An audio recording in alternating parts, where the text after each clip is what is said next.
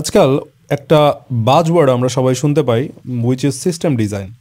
System design নিয়ে কথাবার্তা হয় না, এরকম জায়গা খুব কম আছে। So today I want to explore what is system design and what does it mean to design a good system. System ডিজাইনটা আসলে কী জিনিস এবং একটা ভালো সিস্টেম ডিজাইন করতে আপনার কী কী এলিমেন্ট থাকা লাগে, সেই জিনিসটা নিয়ে আমি আজকে একটু কথাবার্তা বলতে চাই। সো আমরা টিপিক্যালি যে জিনিসগুলো চিনি, আসলে আমরা তো আসলে ওয়েব বেজ অ্যাপ্লিকেশন ছাড়া তেমন কিছু বুঝি না বা চিনি না, ওইখান থেকে আমি শুরু করতে চাই। Web based application that can be installed in your local computer as I am working right now. আরেকটা হতে পারে যে আপনার একটা মোবাইল ডিভাইস থাকতে পারে, সেখান থেকে আপনি কোনো ওয়েবসাইট অ্যাক্সেস করতে চান। But keep that in mind যে আপনার কোনো ওয়েবসাইট বা লোকাল কোনো সফটওয়্যার যে চালাবেন, এগুলোর কিন্তু একটা সার্ভার সাইট থাকে, তাই না? প্রত্যেকটা আপনার মেশিনের একটা সার্ভার সাইড ব্যাপার স্যাপার থাকে, মানে ক্লাউডের একটা ব্যাপার স্যাপার থাকে। সো এই ক্লাউডের ব্যাপার স্যাপারটা যদি আমি সিমুলেট করতে চাই, ধরা গেল ডান সাইডে আমাদের ক্লাউডের সার্ভার আছে। সো এই সার্ভারের সাথে আমার এখন সংযোগ স্থাপন হবে, সংযোগ স্থাপন হবে আমার এই ডিভাইসগুলা সার্ভারের সাথে কমিউনিকেট করবে। তো যেটা হয় রিয়েল লাইফে, যেটা হয় যে এইসব সার্ভারে আমাদের সব প্রকারের কোড লেখা থাকে, মানে আমাদের যত কিছু দরকার ফ্রন্ট এন্ড বা ব্যাক এন্ডে সব কিছুর কোড লেখা থাকে। আসলে ক্লায়েন্ট ডিভাইসগুলো, এগুলোর মালিককে, ক্লায়েন্ট ডিভাইসগুলোর মালিক হচ্ছে কিন্তু আমাদের লোকাল মেশিন। এগুলো হচ্ছে যে এন্ড ইউজার, যারা আমাদের কাস্টমার, তারা হচ্ছে এগুলোর মালিক। যেমন বিকাশ অ্যাপটা কোথায় ইনস্টল থাকবে? বিকাশ অ্যাপটা এই মোবাইলের মধ্যে অ্যাপ্লিকেশন ইনস্টল থাকবে। বাট বিকাশের যে সার্ভার, বিকাশের যে ডেটাবেস, সেটা কোথায় থাকবে? সেটা ডান সাইডে এই সার্ভারের মধ্যে ইনস্টল থাকবে। এই জিনিসটুকু বুঝতে হবে। এটা হচ্ছে ক্লায়েন্ট, মানে typical client server communication, client server. So এই ক্লায়েন্ট সার্ভারটা আবার আমাদের সিস্টেম ডিজাইনিংয়ে কেন আমাদের কনসিডার করা লাগছে, মানে সিস্টেম ডিজাইনিংয়ের পার্সপেক্টিভে ক্লায়েন্ট সার্ভার অ্যাপ্লিকেশন, মানে এই আর্কিটেকচারটা আমাদের কেন লাগবে, এটা হচ্ছে প্রশ্ন।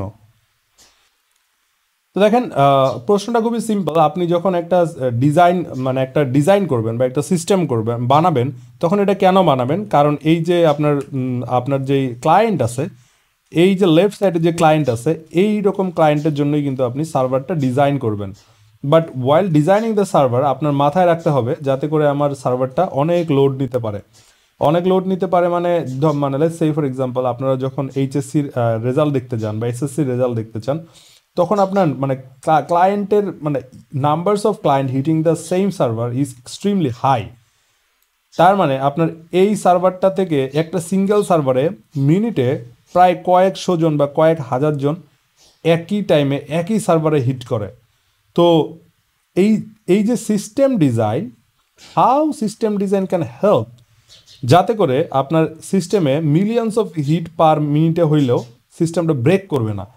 এইখানে সিস্টেম ডিজাইন কীভাবে কাজ করবে বা সিস্টেম ডিজাইনিংয়ের রোল কী, এটা আমাদেরকে বুঝতে হবে। তাহলে আপনি মোটামুটি বুঝে যাবেন what is system design, why do we need system design.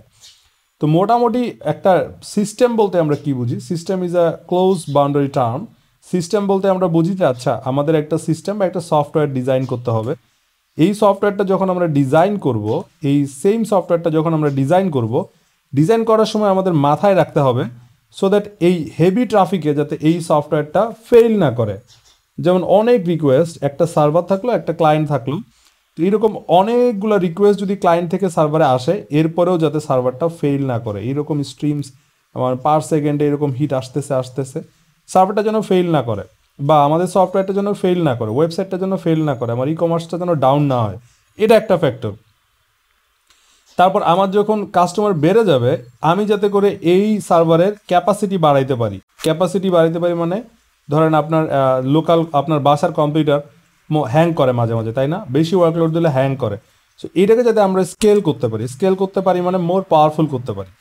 So system ডিজাইনিংয়ের একটা মেজর অ্যাপ্রোচ হচ্ছে এই জিনিসগুলোকে স্কেল করতে দেয়া। হ্যাঁ, আপনার এই যে সার্ভারটা নিলেন, এই সার্ভারের মধ্যে লেটস সে ফর এক্সাম্পল আপনার একটা ই কমার্স অ্যাপ্লিকেশন আপনি এই সার্ভারের মধ্যে হোস্ট করলেন। এই সার্ভারটা আসলে পার মিনিটে 20 জন করে ইউজার সার্ভ করতে পারে পার মিনিটে, কারেক্ট। বাট আপনি যখন ব্ল্যাক ফ্রাইডে সেল সার্ভ করতে যাবেন, পার মিনিটে 40 জন কাস্টমার যদি আসে, তাহলে এই সার্ভারটার পাওয়ার বাড়াইতে হবে মানে ডাবল ইন সাইজ করতে হবে, সো দ্যাট আপনি আসলে 40 জন ইউজার করে আপনি সার্ভ করতে পারেন। But question comes in mind that যদি আপনার 100টা ইউজার হয় তাহলে সার্ভারের পাওয়ার আপনি কি করতে পারবেন, আরও বাড়াবেন, তারপরে কি করবেন, আরও বাড়াবেন।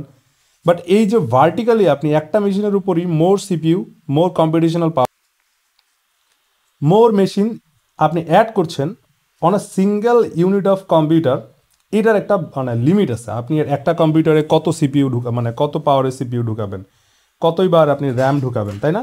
তারপরে কতইবার আপনি নতুন গ্রাফিক্স কার্ড ঢুকাবেন। আপনি যেই পার্টস কিনে কিনে একটা সেম সার্ভারকে যে পাওয়ার আপ করবেন, এটার একটা লিমিট আছে। লিমিট আছে মানে ধরেন আপনি মানে 500 জিবি র্যাম লাগালেন, 1 টেরাবাইট র্যাম লাগালেন, 500 টেরাবাইট র্যাম লাগালেন, বাট এটার মাদারবোর্ড তো সাপোর্ট করতে হবে, তাই না?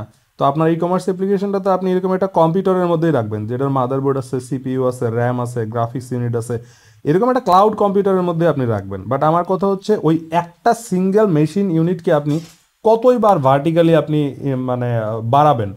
সো কম্পিউটারকে যখন আমরা লোড মানে ট্রাফিক ম্যানেজ করি, হেভি ট্রাফিক ম্যানেজমেন্টে করি, তখন স্কেলিংয়ে দুইটা উপায় আছে। একটা হলো কি ভার্টিক্যালি সিঙ্গেল মেশিনের উপর মোর কম্পিউটিং পাওয়ার অ্যাড করে করে যাওয়া। বাট এই সিঙ্গেল মেশিনে মোর কম্পিউটিং পাওয়ার অ্যাড করে করে যাওয়ার মেজর 3-4টা প্রবলেম আছে। 1 নম্বর প্রবলেম হইলো যখন আপনি এই মেজর পাওয়ারগুলো মানে একটা সিঙ্গেল মেশিনে মোর সিপিইউ পাওয়ার বা মোর র্যাম অ্যাড করতে যাবেন, এগুলোর প্রাইস কিন্তু কি এক্সপোনেনশিয়ালি হাই হবে। এই কার্ভটা এক্সপোনেনশিয়ালি হাই হবে, কারণ দেখবেন আপনি 2 জিবি র্যামের দাম এইরকম, বাট আপনি দেখবেন যে আবার আপনি যদি 4 জিবি র্যাম করতে চান, দামটা এরকম, মানে লাভ দিয়ে বাড়বে। It's not the ideal curve, it's not like x and y ideal curve, এরকম হয় না, দামগুলো এক্সপোনেনশিয়ালি বাড়ে।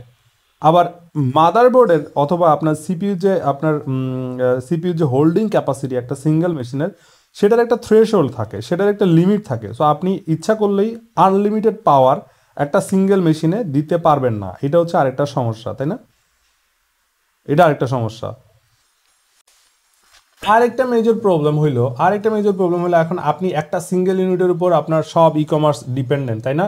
এই জায়গাটা যদি কোনোভাবে ফেইল করে, এই সার্ভারটা যদি কোনোভাবে ক্র্যাশ করে, এই সার্ভারটা যদি কোনোভাবে রেসপন্সিভ না হয়, তাহলে কিন্তু আপনার কি ব্যবসা পুরাই অফ। ব্যবসাটা ঠিক ভালো মতো করতে পারবেন না, কারণ আপনার সিস্টেম একদম ডাউন। নাও আপনাকে আমি বলবো যে এই যে আপনার একটা সিঙ্গেল মেশিন পাওয়ার আপ করতে হবে, একটা সিঙ্গেল মেশিনে সবসময় স্কেল করতে হবে, এটার পাওয়ারই বাড়াইতে হবে। Situation is not like that always, correct? তো ধরা গেল আপনার এরকম, তাহলে আর আপনি বলবেন তাহলে আর কি উপায় আছে? অবশ্যই উপায় আছে। যখন আপনার 20টার জায়গায় 40টা ইউজার হবে, আপনি আরেকটা সার্ভার নেবেন। আপনার যখন 40টার জায়গায় 60টা দরকার, তখন আপনি আরেকটা সার্ভার নেবেন। তখন আপনি আর 80 করতে গেলে আরেকটা সার্ভার নেবেন। সার্ভার আপনি বাড়িয়ে যান, আপনার তো কোনো সমস্যা নেই, কারেক্ট? সার্ভার তো আপনি বাড়াইতেই পারেন। বাট এই যে আপনি সার্ভারটা বাড়ানোর টাইমে একটা নতুন কমপ্লেক্সিটিস আপনি ইন্ট্রোডিউস করলেন। এখন যখন এন্ড ক্লায়েন্ট রিকোয়েস্ট করবে, তখন আসলে কোন সার্ভারকে রিকোয়েস্ট করবে, এটা আপনি কীভাবে ম্যানেজ করবেন? সো এইটাকে ম্যানেজ করার জন্য আবার আপনি এর ফ্রন্ট লেয়ারে একটা লোড ব্যালেন্সার আরেকটা নতুন সার্ভার দিলেন, দ্যাট এই server knows how to traffic any request to any of the server. এর কাছে সেই নলেজটা আছে। তার মানে ডাইনামিক রাউটিংয়ের কাজটা করবে এখানে একটা লোড ব্যালেন্সিং সার্ভার। সো এই যে আমি যে এতক্ষণ কথাগুলো বললাম কি যে আমি কিভাবে স্কেল করব। সো স্কেলিংয়ের আপনারা বুঝতে পারলেন যে স্কেলিংয়ের দুইটা উপায় আছে। একটা হলো ভার্টিক্যালি স্কেল করা, একটা সেই মেশিনকে অনেক বড় করতে করতে এমন বড় করা যেটার পরে আর কোনো বড় করার উপায় নেই, এটা হলো ভার্টিক্যাল স্কেলিং। আরেকটা হলো হরিজন্টাল স্কেলিং। হরিজন্টাল স্কেলিংটা কি জিনিস? আপনি যখনই নতুন মেশিনের দরকার হবে আপনি নিয়ে নেবেন। মোর পাওয়ার দরকার হলে একটা মেশিনে আপনি পাওয়ার বাড়াবেন না, রাদার আপনি একটা ক্লাস্টার অফ মেশিন মেক করবেন। আপনার ইউজার যত বাড়বে আপনি ততগুলো সার্ভার অ্যাড করে করে যাবেন, এবং এই সার্ভারগুলো ম্যানেজ করার জন্য আপনি আলাদা একটা রাউটিং লেয়ার, একটা লোড ব্যালেন্সিং লেয়ার আপনি ইউজ করবেন। সো দ্যাট এন্ড ক্লায়েন্ট যখন আপনার কাছে রিকোয়েস্ট নিয়ে আসে, এন্ড ক্লায়েন্টগুলো আসলে রিকোয়েস্ট করবে কাকে? এন্ড ক্লায়েন্টগুলো আসলে রিকোয়েস্ট করবে এই একদম নিচের লেয়ারে যে লোড ব্যালেন্সার আছে একে, and load balancer knows where to route this traffic. But এখানে অ্যাপ্লিকেশন বলতে ই কমার্সের অ্যাপ্লিকেশনটাও এক সার্ভারে আছে, ডান সাইডে সেম এই ই কমার্স সবগুলোর অ্যাপ্লিকেশনই আছে, এখানে নতুন কোনো সার্ভিস নেই। তাদের এগুলো একটা সার্ভিস নিয়েই পড়ে আছে, just replication of the same service. তো এই একটা সিঙ্গেল সার্ভার এখন যদি আপনার 40টা হ্যান্ডেল করতে পারে, এখন কিন্তু আপনার কি করতে পারবে? এটা আপনার 5টা সার্ভার মিলে মাল্টিপল মানে 40 ইন্টু 4 40 ইন্টু 4 160 টাইমস, মানে 160 ইউজার এটা হ্যান্ডেল করতে পারবে। সো এখন আমি যেটা বলতেছিলাম সিস্টেম ডিজাইন কি করবে, সিস্টেম ডিজাইনিং এর মূল মানে পয়েন্ট অফ ডিসকাশন কি। সিস্টেম ডিজাইন বলে 1 নাম্বার পয়েন্ট বলে দেখো তুমি এমনভাবে সিস্টেম ডিজাইন করবা যেগুলো হচ্ছে স্কেল করা ইজি, হ্যাঁ, এমন যাতে না হয় সেগুলোকে আনলিমিটেড স্কেল করতে গেলে আমার কোনো চোকিং পয়েন্ট আসে। তারপর 2 নাম্বার হলো যে জিনিসগুলোকে আমার মেনটেন করা ইজি, বা যে স্কেল করা ইজি, মেনটেন করা ইজি।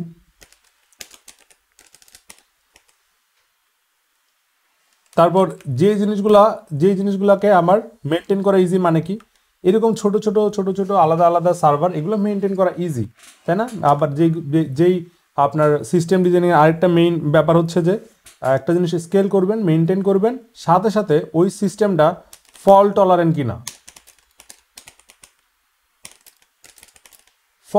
কিনা এটাও ইনশিওর করবে যে ওই সিস্টেমটা কি আসলে ফল্ট টলারেন্ট নাকি ফল্ট টলারেন্ট না। তার মানে কি, আমার উপরের লেয়ার থেকে দেখেন একটা সার্ভার যদি আমার ডাউন হয়েও যায়, তারপরেও কিন্তু আমার স্টিল এই সার্ভারগুলো কিন্তু আমার অ্যাক্টিভ আছে, এইগুলো কিন্তু আমার রিকোয়েস্ট সার্ভ করতে পারবে।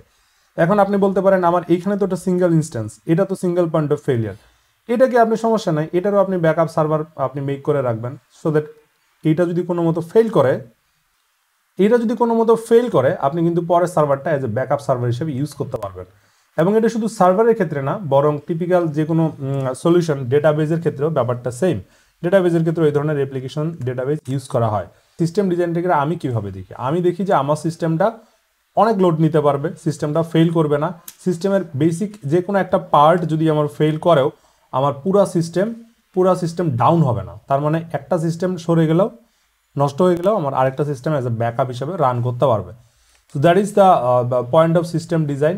আবার আরও অনেকগুলো ইস্যু থাকে। একটা হলো যে আপনার একটা সিস্টেম বানানোর আগেই সেটার ইনফ্রাস্ট্রাকচার প্রেডিক্ট করতে পারা, এই সিস্টেমে আমার ডেটাবেজের কতটুকু লোড লাগবে, আবার এই সিস্টেমে আমি ক্যাশিং কতটুকু রাখবো, এই সিস্টেমে আমি যে মেসেজ কিউ ইউজ করবো সেগুলো আমি কীরকম লোড দিয়ে রাখবো, এই সিস্টেমের সামনে যে আমি লোড ব্যালেন্সার রাখবো সেটা ম্যানেজ রাখবো না আমি আনম্যানেজ রাখবো, আমি ইঞ্জিনেক্স ইউজ করবো নাকি আমি ম্যানেজ সার্ভিস AWS থেকে ইউজ করবো, এই জিনিসগুলো বুঝতে পারতে হয়। এই সিস্টেমটা ডেভেলপ করতে আমার কতটুকু ফাইল স্টোরেজ লাগবে, মানে S3 লাগবে, সেটাকে আমার আগে থেকে ডিফাইন করতে পারা, এই সিস্টেম হেভি লোডে গেলে আমি কিভাবে পুরো জিনিসগুলো রেপ্লিকেট করব এটা বুঝতে পারা, এবং এই সিস্টেমগুলোকে একদম সেফ অ্যান্ড সাউন্ড রাখার জন্য আমি কী ধরনের সিকিউরিটি প্রোটোকল আমি মেনটেন করব সেই জিনিসগুলো বুঝতে পারা, এগুলো each and everything is a part of system design. So এইগুলো ডিসকানেক্টেড কোনো বিষয় না, এগুলো হচ্ছে সিস্টেম ডিজাইনিংয়ের পার্ট।